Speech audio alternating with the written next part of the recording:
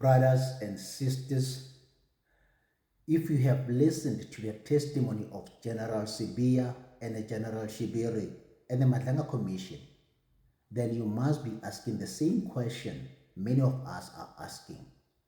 Why are these men still only suspended? Why are they not fired? Why are they not behind bars? The same question applies to Julius Mkhwanazi of the EMPD. These are not minor administrative matters. These are serious allegations that strike at the heart of law enforcement in our country. Yet, instead of decisive action, what do we see? We see suspensions, endless processes, and delays. And in the meantime, these individuals continue to earn full salaries and benefits funded by taxpayers. Let's be honest. This isn't justice, but a waste of public money and a mockery of accountability.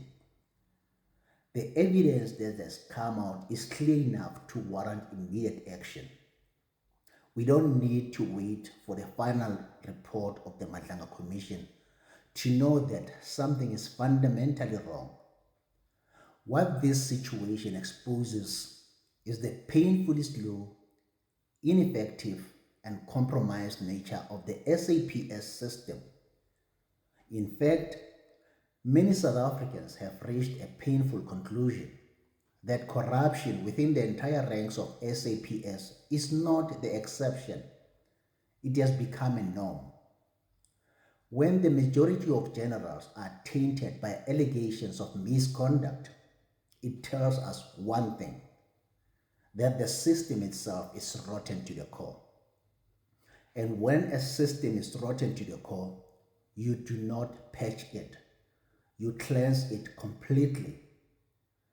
Public confidence in the police has collapsed. Citizens no longer look at the top leadership of SAPS and see integrity.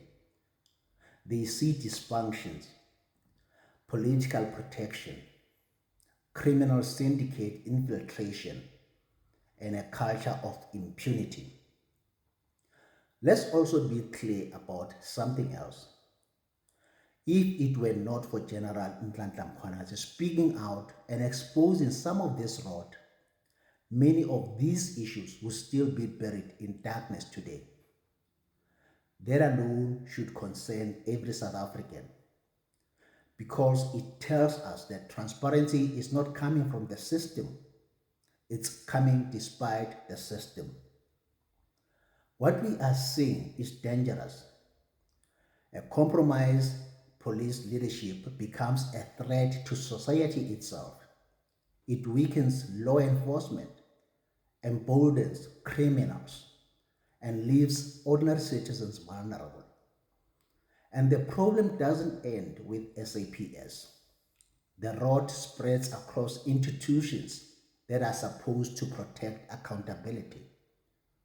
Agencies like IDEC, IPID, the ISIU, and others.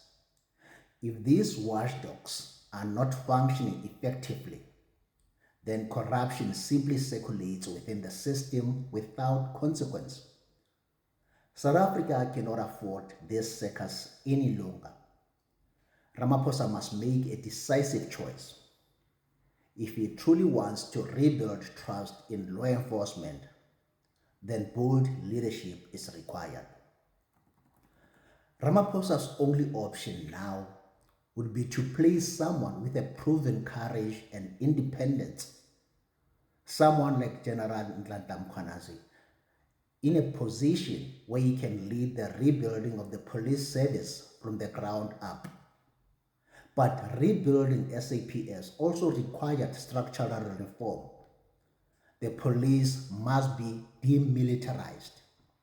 There are far too many generals, far too many inflated titles, and far too much power concentrated at the top.